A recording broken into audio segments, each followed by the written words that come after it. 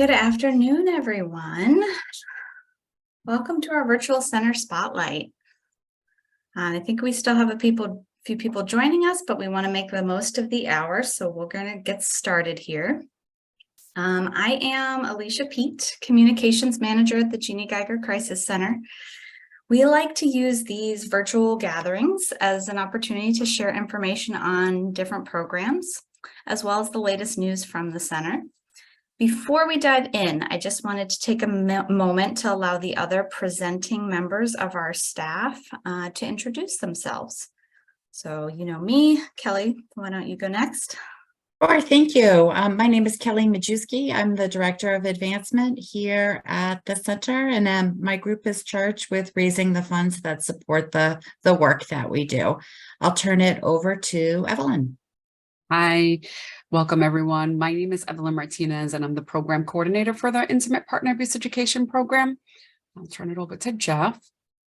Good afternoon, everyone. Jeff Trahant. I am an Intimate Partner Abuse Education counselor. I also facilitate groups through the Strong Fatherhood program. I also am a juvenile probation and parole officer for the state of New Hampshire. I'm also a co-lead up here in New Hampshire on our FEE team, which is the Fatherhood Engagement Action Team, where we're changing the child welfare system by trying to do better at identifying, locating, and engaging men. And my most important job is I'm a dad to two daughters. I have a 20-year-old Jordan and a 18-year-old Riley. Welcome. Thank you. This morning you will hear from Kelly, who will give an overview of the center, and then Jeff and Evelyn, who will present on the center's Intimate Partner Abuse Education Program and our Strong Fathers program.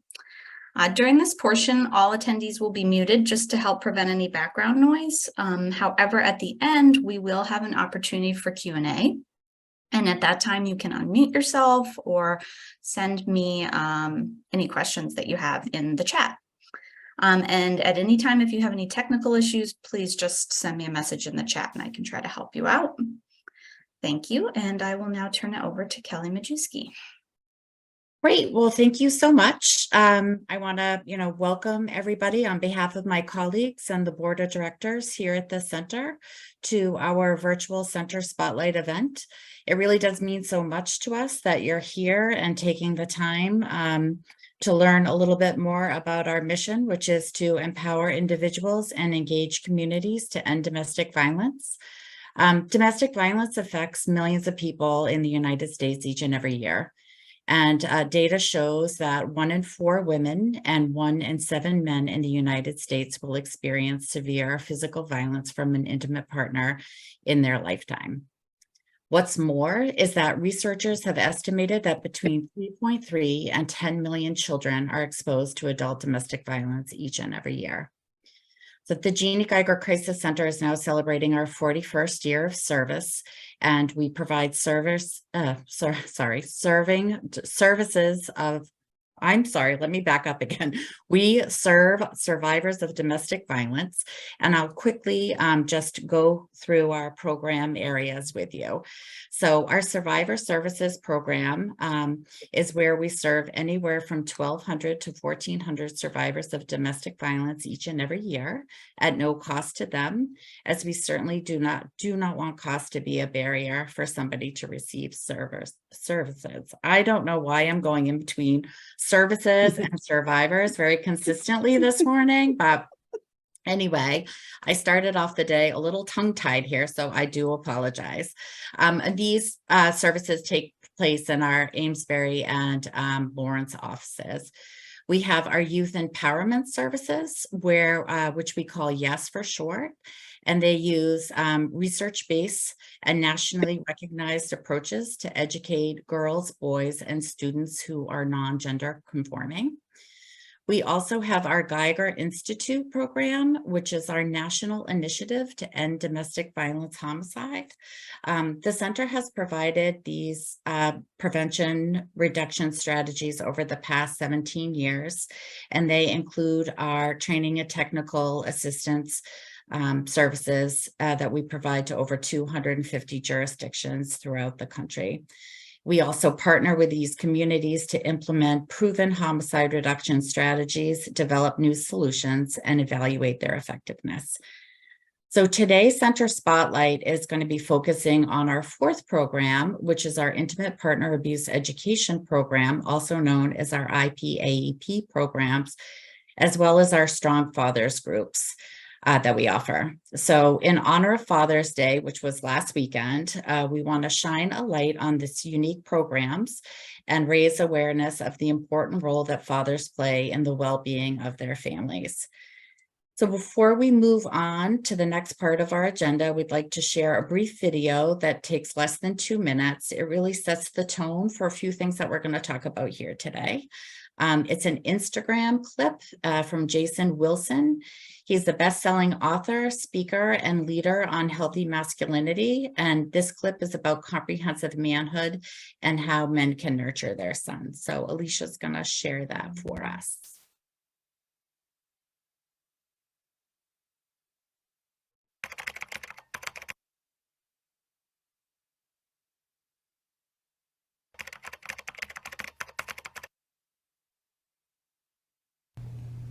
I love you. Do you hear your dad? Yes, sir. All right, so you free, son. And you don't have to worry. There's not anyone behind you that's ever gotten every question right. There's not anyone behind you that's ever done everything perfectly. Or even crying. There's nobody behind you that hasn't shed a tear. Nobody in this room that hasn't shed a tear. So you don't have to worry. You don't have to feel self-conscious. It's okay. Just relax, be yourself. You'll be fine. More importantly, Josiah, even if everyone in here got every question right, what your dad's saying is more valuable than that, is that regardless, even if you didn't pass, you're still the apple of his eye. That's what's freeing, son. Your dad, both, I had a lot of failures. Everyone. I don't even call them failures, Josiah. They're lessons. Makes me better, makes your dad the man he is. Your father got shot. Took him a lot to overcome that, but he's working through it, and he's a lot stronger. He could have let that cave him in. He didn't. That's what life is about, son. Overcoming. Do you believe your father? Yes, sir. Good. You ready to test? Yes, sir. Lift your head up. Good.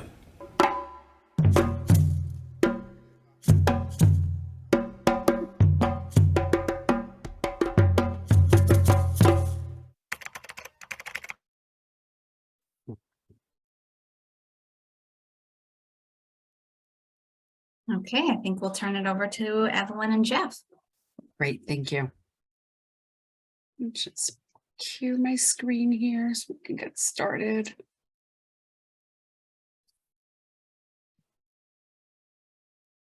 Can everyone see that? Yes. Great. Well, that's a good start. Yes. Just get this here. Okay.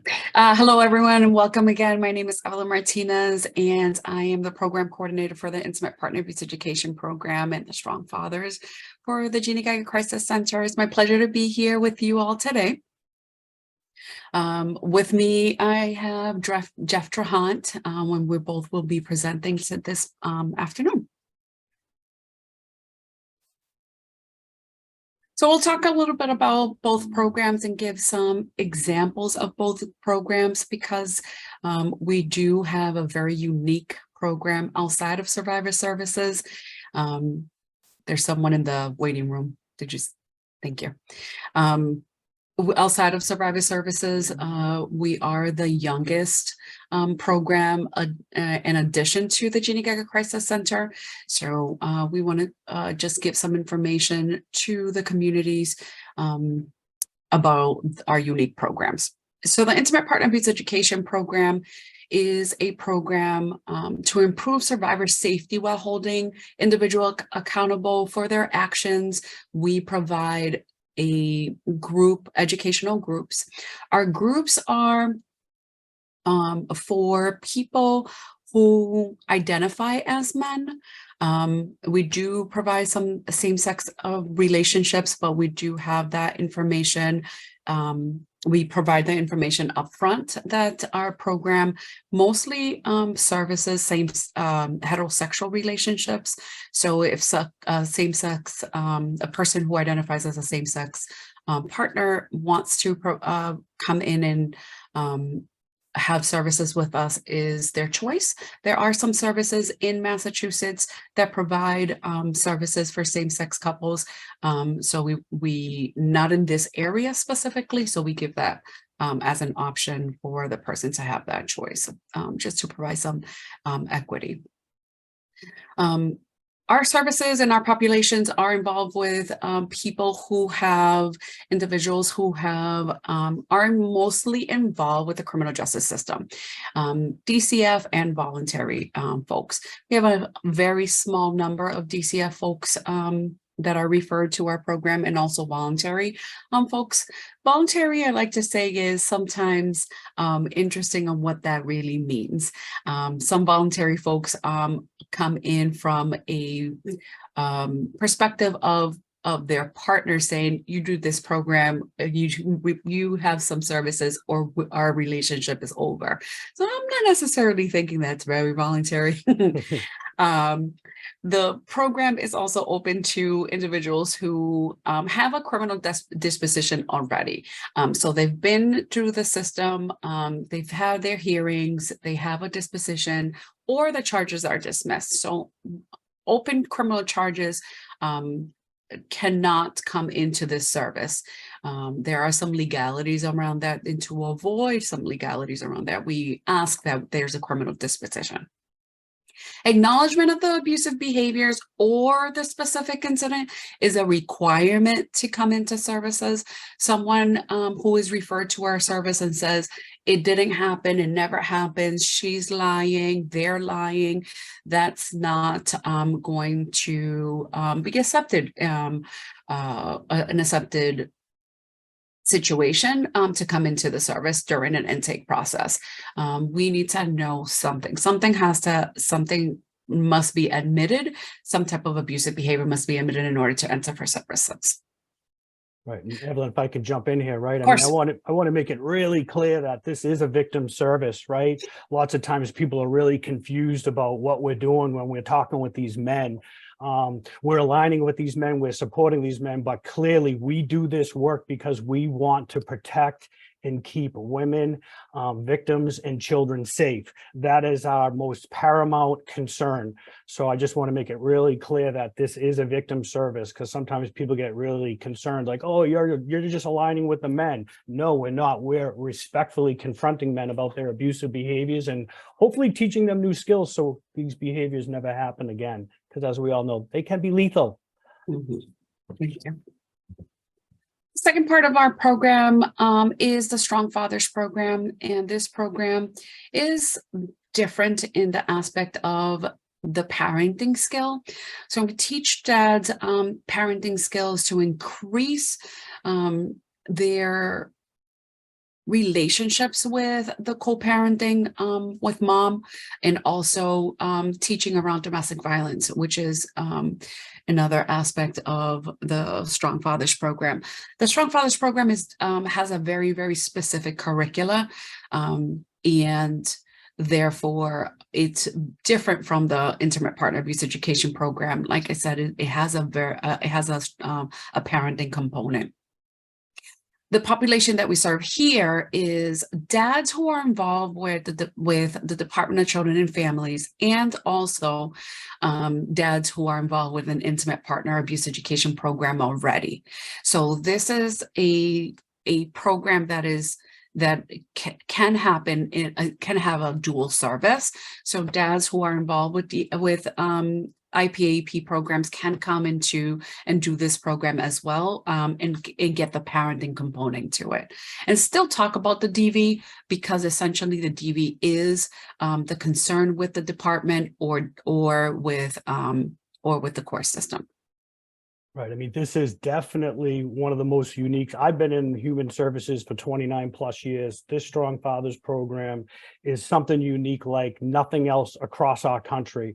I think we can all recognize that, you know, when we talk about men's services, again, country-wise, we do a terrible job, especially through child welfare as it relates to, you know, identifying who these dads come in, trying to locate these dads, and the real challenge of like, once we get them, how do we engage these dads? You know, our real goal is to, you know, the old school is, wow, look at this guy's criminal record, look at all these issues he has. We can't work with this guy. What we're trying to train people and teach people, including fathers, is that how do we do it in a safe way? Right? Everybody deserves a chance, right? Honestly, there's a small percentage of men and fathers that shouldn't have access to their children. So we really want to be able to talk about and have guys visualize what it is to be a healthy, safe, active, responsible father. This is obviously one of my passions, working with these dads. And quite frankly, when we're engaging these dads and they are healthy and when they are safe, man, everybody benefits, right? The kids first and foremost, right? Moms get a break, some respite because dads are actively involved. Fathers benefit increasingly, right? Dads do better when they have access to their children. And guess what? Us as professionals, right? Social workers, stakeholders in the community, juvenile probation officers, we all benefit because guess what? They're not in our systems. They're doing the right thing. So I just have to say that this program is really something that has taken off. And Evelyn and I have learned a lot in the last couple of years. And we continue to be surprised with how awesome it is that men want services, they want support. The question is, how are we in the community and professionals going to engage them and get them motivated to do the right thing? There's a small acknowledgement of abusive behaviors that need to happen in order to enter this service. We don't necessarily need to talk about the incident or incidents that occurred, but a small level of admittance because the curricula is heavy on DV.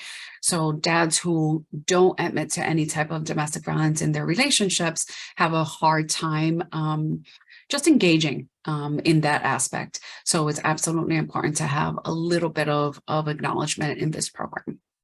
The people who we serve. So who are the people that we serve? If this wants to decide to go over the people that we serve, people who perpetrate DV, we know that is everyone, right? People are very surprised when they observe IPAEP groups. They expect to see a room full of resistant, loud, aggressive people, individuals. What they are and what they see is people who look familiar to family members, neighbors, friends, and people who, for the most part, are very compliant with the group process. Right. And if I can just highlight that fourth bullet point, are not all angry all the time, but clearly we have a lot of angry guys. But the other part is, like, you know, these men, they don't know how to label emotions, right? So we really trying to explain to them that, you know what, man, when we peel back the layers, there's other stuff going on, right? There's depression, there's disappointment, there's feeling overwhelmed. There's all these other emotional things going on that we're trying to get guys to understand and have healthy coping skills around those emotional states, if you will, right? And the other part as professionals, what we need to really understand is, you know, anger does not equate to violence. Right. So as professionals, I think a lot of times we have to sit with them and be angry or frustrated and then hopefully move towards like a consensus. All right, I get it, man. You are frustrated. You have been let down, but where are we going to go from here? How can we work together? So yeah, you get out of this group perhaps, or you get DCF out of your life, or guess what? Maybe you have some peace in your life because yeah, you have people coming towards you now rather than running away with your abusive behaviors.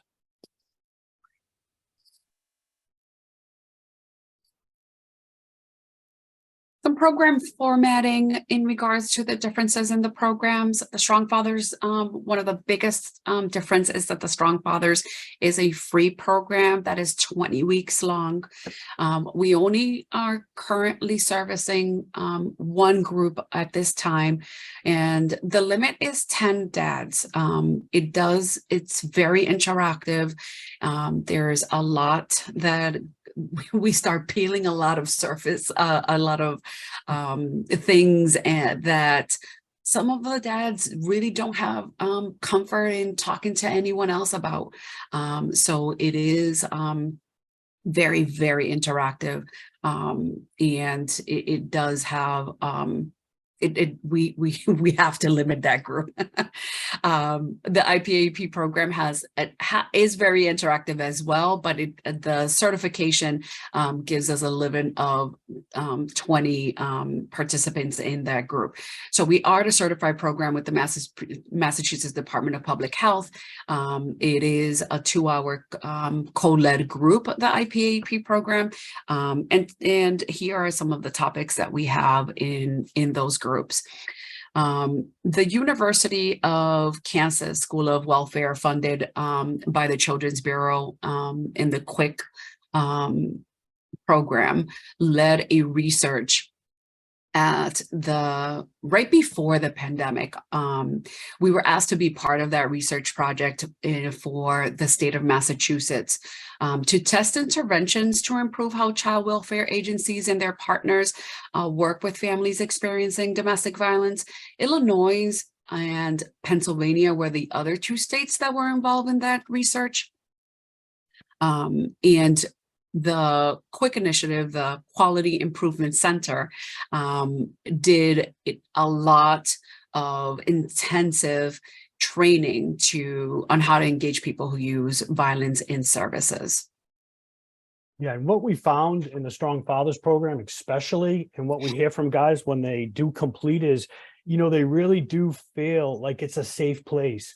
A lot of these men are disclosing their own trauma. I mean, what we know, right, is that probably 8 to 9 out of the 10 guys in group do come from abuse, neglect, or some kind of trauma. So I've been really not surprised, but it always interests me that when guys are disclosing things for the first times in their 30s, 40s, and even 50s, when we have the support of a group, and Evelyn and I are really supporting these guys, like, hey, man, you're a grown man. It's about time to address this. Like, go get, my social worker is going to give me the referral. Like, no, in a week, I want you to make 4 phone calls. And working with men, sometimes they're very concrete, right? If we put them to task and we do it in a respectful, compassionate way, trauma informed, if you will, then these guys are going to follow through. A lot of this stuff that we do meet guys where they're at, in the sense of sometimes we have a theme or a topic we're going to discuss, but we might have to talk about a guy who's, dealing with a DCF court situation, or a guy who's dealing with co-parenting issues. So we cover so many things. And a lot of it is just basic skill building. It's amazing to me that this stuff isn't taught in our schools and such, because something like conflict with respect, listening skills, right? When you break down those specific behaviors, because that's what we're attacking, right? In groups like this, we want to be able to not only just identify the abusive behaviors, but what are you going to do instead next time you're in that stressor? So for me, it's really awesome to see men stepping up, disclosing things, and then really getting the help and support that they need to be better men and better dads. Oh, great. Great. This is life-changing work. It doesn't happen overnight. We believe, Jeff and I believe, that survivors' partners are safer when their partners are involved in intimate partner-based education programs and Strong Fathers groups. The Strong Fathers group is the youngest addition to our service at the IPAEP program. Pre-pandemic, we were partnering with a local restaurant in Lawrence, Paisanos, to provide a meal before we started group. Dads will come into the office. We would bring a meal in, and sometimes I had Jeff choose the meal. Not all the time. When he decided that BLT was a meal, then he was no longer allowed to choose the meal. So we would have the guys pick, this is our menu. What do you guys want to do for next week? And it was great. We started with a parenting scale. And it was a really safe place for dads to start a conversation about what's working, what's not working. During the pandemic, we found ourselves, like most agencies, scrambling for how this work was going to continue. And what we achieved was very little interruption, thankfully, with a lot of hard work from our team and from JGCC to make sure that we were going to continue to provide services for individuals who were desperately needing to connect with services, right? Groups became a lifeline for people, for the people that we served. And clients were struggling, as you all know, with isolation, substance misuse, housing, employment, among other basic needs. Right. It's amazing, right? Fathers and men, generally speaking, right? They have a belief system that as a good dad, I'm a provider, right? So we drill down a lot deeper than that, right? We really want dads to find some peace and quiet and be thoughtful, right? Really start to have a vision of your fatherhood, right? One of the questions that we always ask is, what are your kids going to remember about you in 15 to 20 years, right? You do have the power to change that, to shape the future, right? That's pretty powerful stuff. And again, dads are really, they're into it.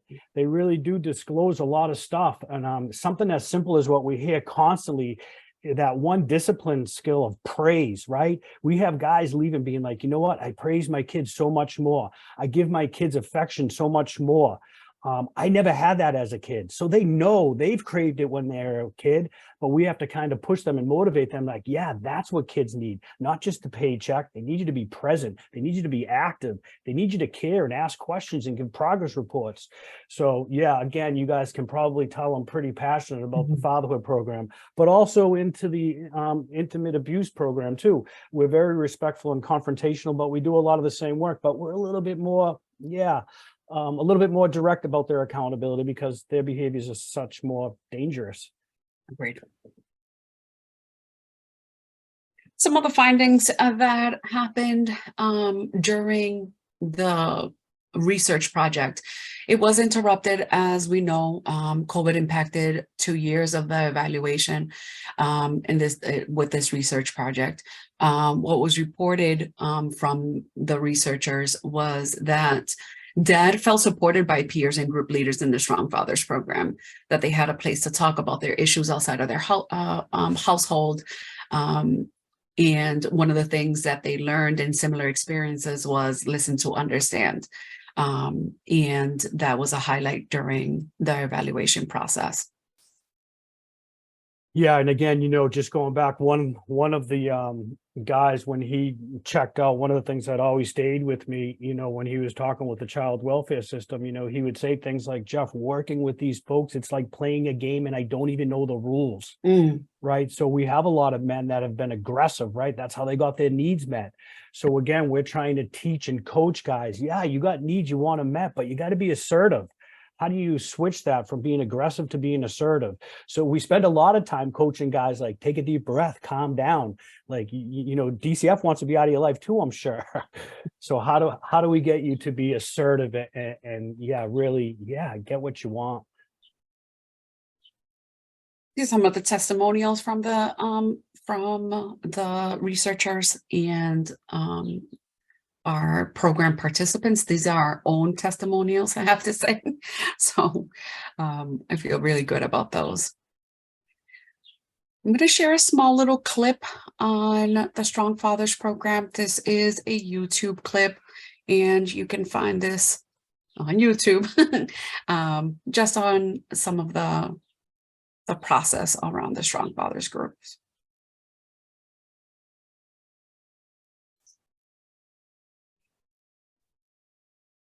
Evelyn, I don't think your sound is set up. So you may just have to stop sharing and reshare and just enable your sound.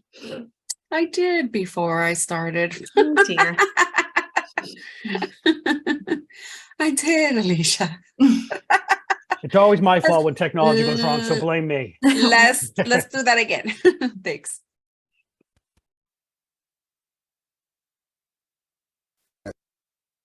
Same vicious cycle.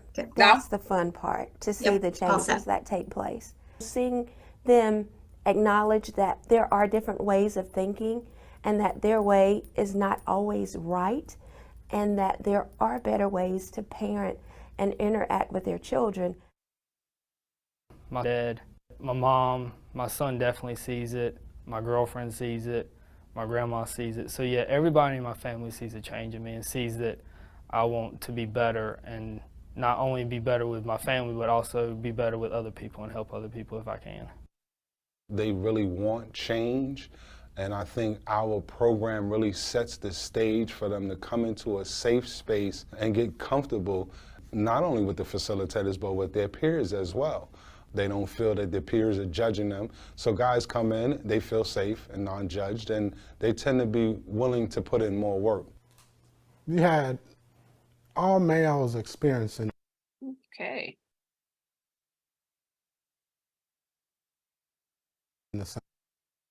To the group, you can see. Let's try that again. It's a small clip that I like to share about the experience for the Strong Fathers program. It's not our group, but it is the trainers for the Strong Fathers curriculum. So I wanted to share that. Hopefully we'll be able to do our own videos very soon. Right. What I wanted to highlight in that video was talking about, when that young dad was talking about, my partner sees the change, right? When I look at men and we see true accountability, right, we're talking about behavior change, right? So when we have others going to a dad or going to a man and saying, hey, there's something different about you, to me, that's real accountability, that they've made some real change. Not a guy who's saying, hey, look at me, pat myself on the back. I wasn't abusive this week. I'm not giving him confetti and balloons when he leaves that night. It's like, yeah, you're not supposed to be abusive. I'm not praising that.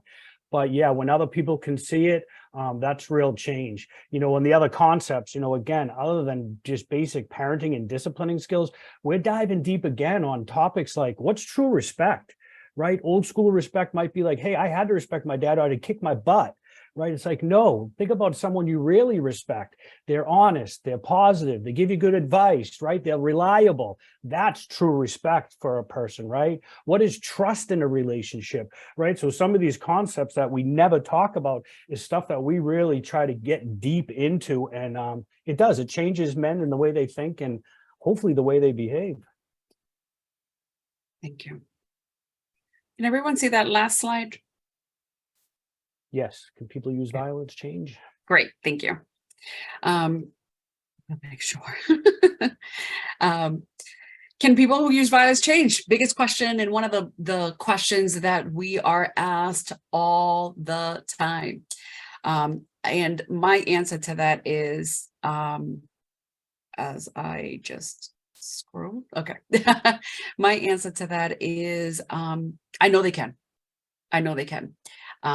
When I know people can change and I know it can happen, what I say to my clients and to our clients is, if you win, I win. If you win, I win. People don't need a constant reminder that they made a mistake. They need guidance. They need everyday skills, everyday life skills. So these behaviors don't continue to happen. And I do believe that if people are socialized to be violent, they can be socialized to peace. And research says the answer is yes for program completers. Right. And for me, a big part of engaging these men, some real skills that we know work, Evelyn and I, is number one, first and foremost, you have to care. I think you shouldn't even be in this business if you don't care, right? I think we all know that when I ask guys, how did you change? A lot of times it's like, I had this one guy. I had this one guy in my life that believed in me, right? You can be that one person, the power of one, right? So don't ever underestimate your power and authority over making change or helping these guys support that change, right? These guys need hope. They need to believe that things can change for them. Sometimes they're so stuck on their past that they just can't move forward. So we have to give these guys a belief that they can change. Again, men sometimes are pretty basic in the sense where they can vent and complain and do all kinds of things. And then you can say to them like, hey man, respectfully, do you want me to tell you what I'm thinking? Wow, does that open up the door to confront the guy about, you know what? I think you've had a tough life. You've been exposed to DV yourself. You've been traumatized. It's time you take care of yourself. It's time for you to address your substance misuse, your mental health issues, right? You can repair these relationships. It's not easy. Right? Repairing relationship is not easy. And quite frankly, sometimes you cannot repair a relationship. But if guys are motivated to do the work and sit with it for a long time, possibly a lifetime, but those are golden opportunities for me to tell them, that's a way for you to kind of, again, apologize and to move forward. Victims want to be validated. Kids, right? Everybody knows BS when they hear it. But if you really want to make that change and want to repair relationships, you have to be able to sit with some of the stuff in the past and obviously change the behavior. Again, that's what we're attacking, is that behavior, and hopefully filling in new behaviors where, yeah, they have peace and serenity in their lives where, again, yeah, their family's coming back to them. Agreed. At this time, we're going to turn it over to Alicia and Kelly for any questions. Absolutely. Thank you so much, Evelyn and Jeff. We have plenty of time for Q&A. If you want to chat them to me, you're more than welcome, or you please unmute yourself and share your question. I do have one question that came in on the chat during the presentation. That one said, you touched on the results of that study briefly. What other kinds of reporting is done for either of these programs?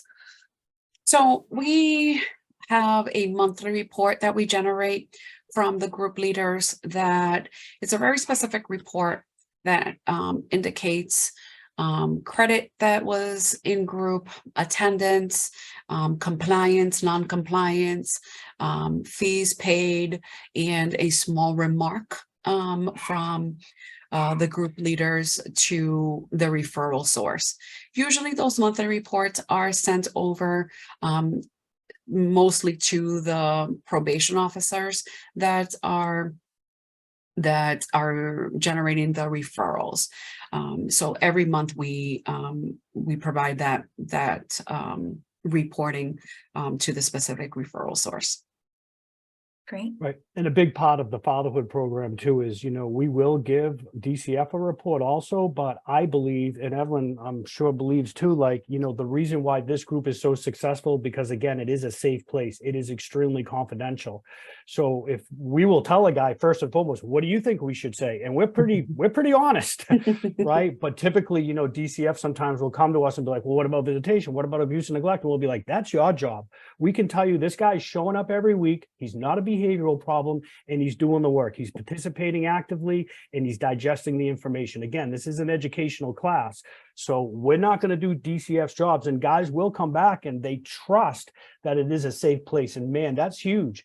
And it does open up all these things where men are disclosing some of the stuff they've never talked about in their lives. So that's pretty remarkable. I mean, for me personally, I've always kind of wondered about trauma from victims and trauma from perpetrators, but I'm realizing that it's all the same in the sense where, the emotions, the symptoms, I mean, it's terrible for everyone, domestic violence, right? So the question is, how do we address it? And I'm happy to report that Jeanne Geiger is really addressing it while working with men. Again, this is a victim service, and, I don't want to pat ourselves on the back, but man, we're doing a lot of work, and it's hard. We need to recruit more, more facilitators. Definitely. It's a lot of work. Jessica, go ahead and unmute yourself. I was looking for the hand raise and I couldn't find it. So thank you. Okay. Thank you guys so much for doing this lunch and learn. I really, really appreciate it. I've been curious about it for a while. And I'm wondering, I used to work at a program just like this in Wisconsin called the Alma Center. And I was just wondering, where do you get your curriculum for the IPAEP program? So the curriculum for the IPAEP program is the Duluth curriculum. Okay. Awesome. Thank you. And then I have one more question, which is, do you notice a difference with the Zoom versus the in-person in a good way or in a bad way or both? Yes. yes, we do. So in the Zoom world, the great thing about Zoom is that there wasn't an interruption in services. A lot of programs struggled with that, with what are we going to do? What are we going to do? We did that in like this, 2 weeks. Within 2 weeks, we started doing services again. We actually started doing services before the court. Even the court was like, you guys are doing what? Yeah, we're on. We are on. So that was very, we didn't have an interruption in services. But what we found was when we're doing the programs in Zoom, we do a lot of babysitting. What I like to call adult babysitting. turn on your camera. I can't see you. Where's the light? Where's why are you moving? You're on mute. Unmute yourself. I can't raise your hand. So it's a lot of redirecting during the Zoom world. It's not that I wouldn't say that it's much different in group.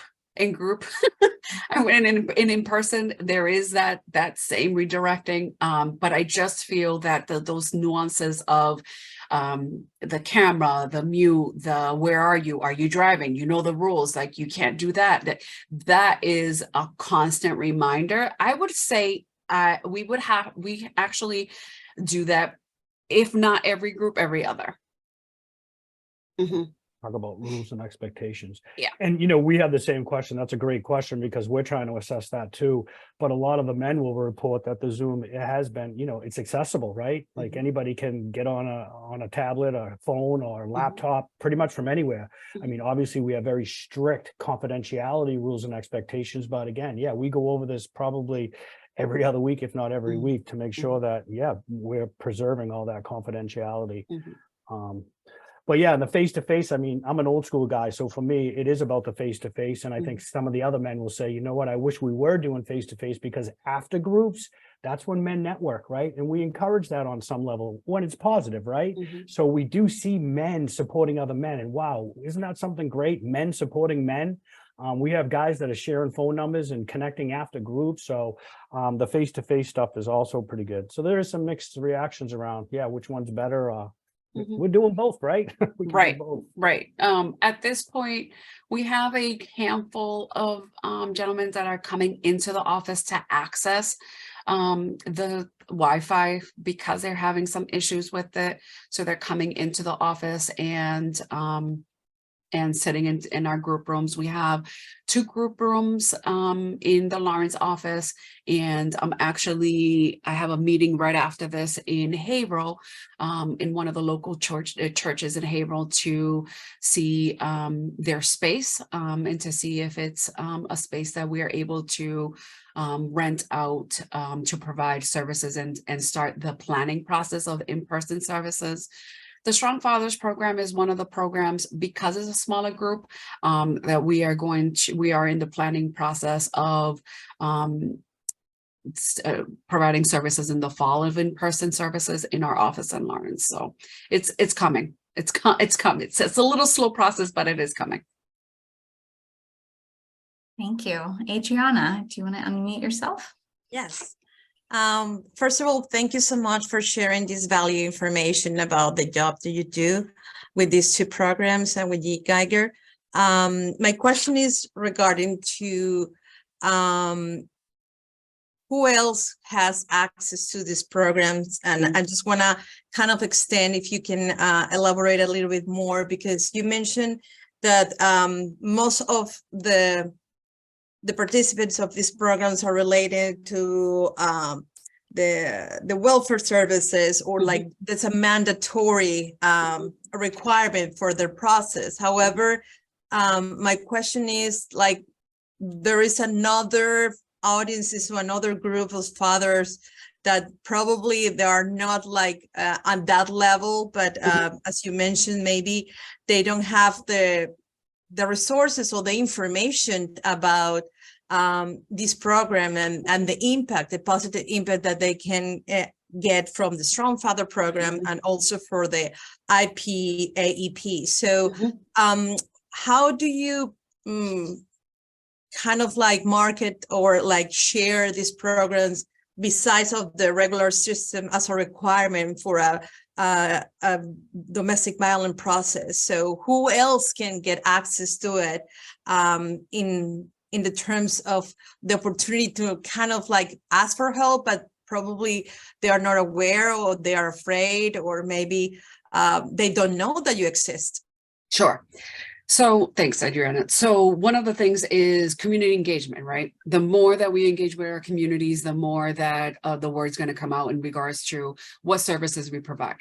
So we provide services in this area such as Lawrence, Haverhill, and Lowell. That's our catchment area. So it's about community engagement, going to roundtables, going to activities, and doing tables of information. So outside of the criminal justice system and also outside of the Department of Children and Families, these services can be accessed from the Strong Fathers program, can be accessed for a person that is in need of services, but they have to admit some level of abusive behavior. So that is the catchment part of that. So however, because that program is so limited, it is mostly those referrals come in from the DCF offices and also from IPAEP programs. But for someone who is interested in services, who hears it out in the community, all they need to do is call us. Word of mouth too, right? Like we're always encouraging dads, hey, I got this friend, he needs this service. It's like, well, then tell him about it. Right. But yeah, men are not typically going to call up and ask for help. Right. So we really have to push that on many levels. Right. So yeah, that's a big deal as far as just getting, and this is the other thing, all of us, I challenge all you guys, right? There are no fatherhood men services out there. I'm this guy up here in New Hampshire and down in Mass, like, what are you doing with fathers? What kind of work are you doing? So again, I think it's about planting those seeds.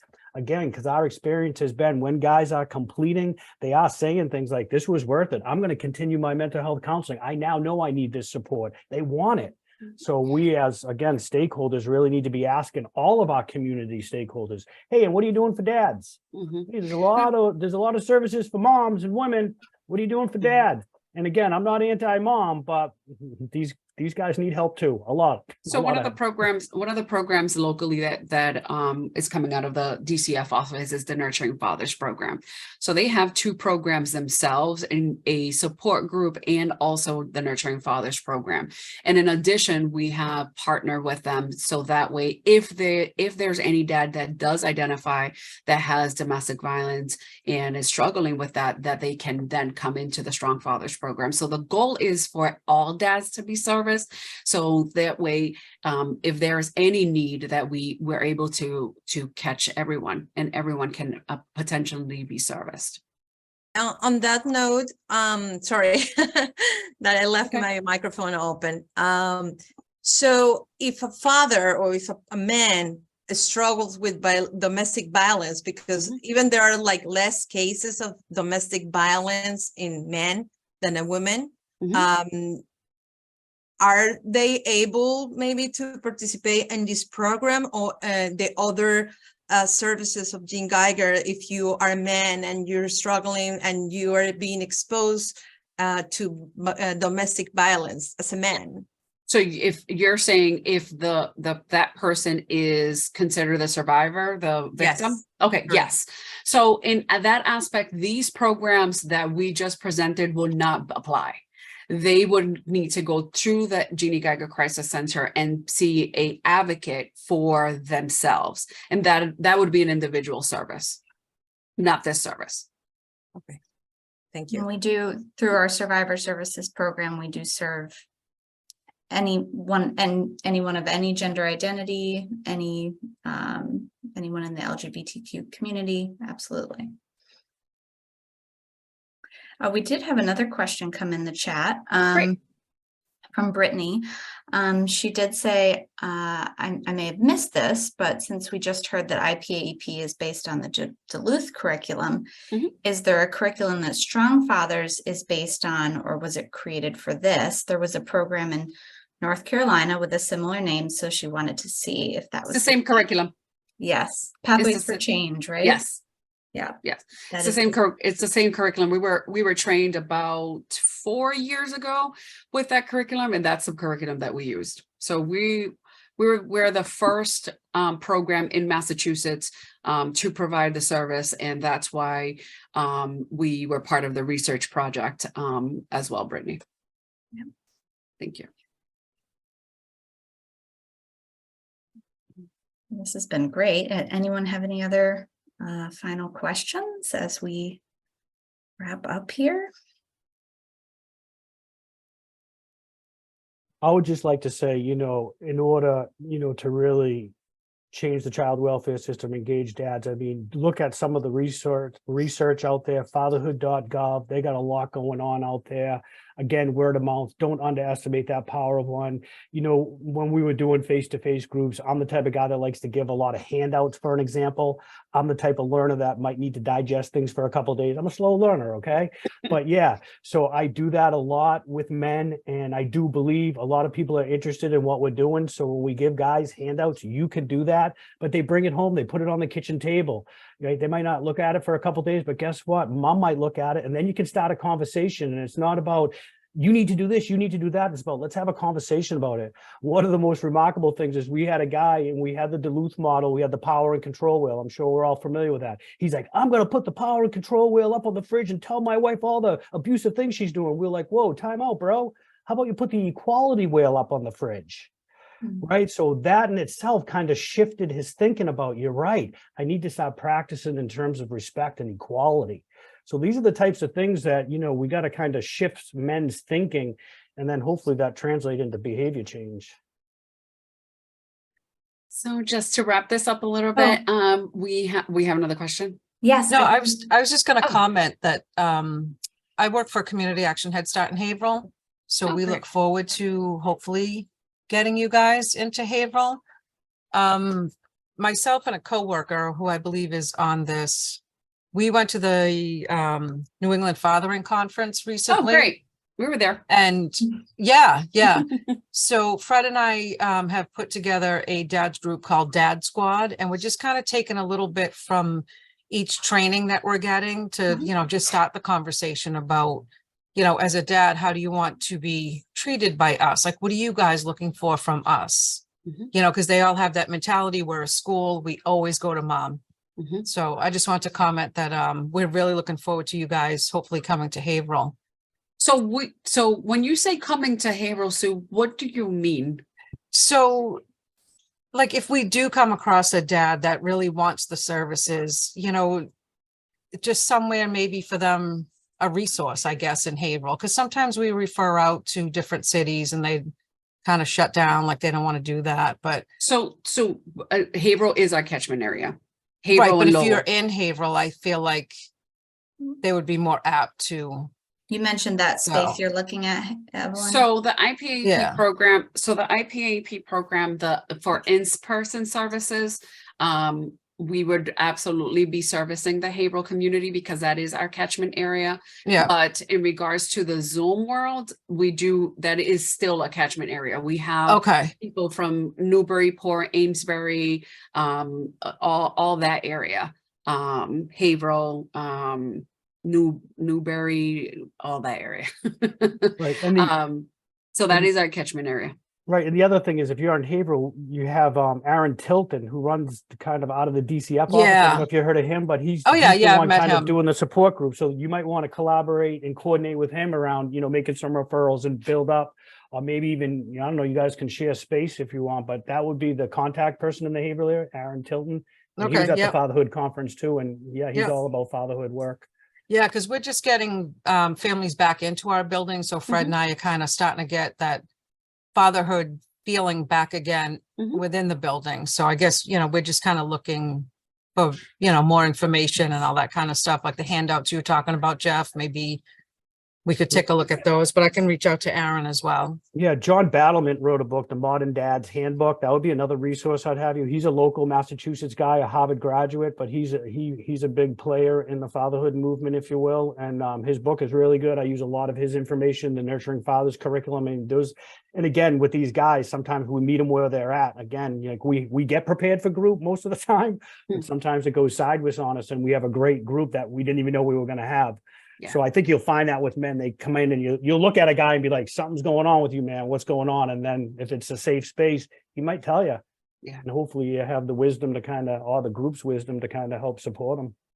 So these groups, the fatherhood program is ran in English. We're hoping to expand and do a program in Spanish as well. The Intimate Partner Abuse Education program has 2 Spanish groups. And then in the fall, we'll be running a certification program for folks who are interested in knowing a little bit more in depth of the certification, the Intimate Partner Abuse Education Program, and also that may be interested in doing that work.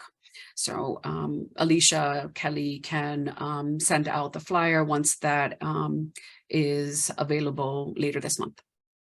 Absolutely. Kelly, you want to wrap us up? Sure. So I just wanted to take the opportunity to thank you all for coming and taking your lunchtime to be with us today. I typically reach out to folks. I'll probably reach out to you next week. It's a lot of information to take in. And so I just reach out and see if you have any questions or if we can provide any follow-up information to you. So I will be in touch next week. If you'd like to learn more about our work, you can visit our website or reach out to me directly.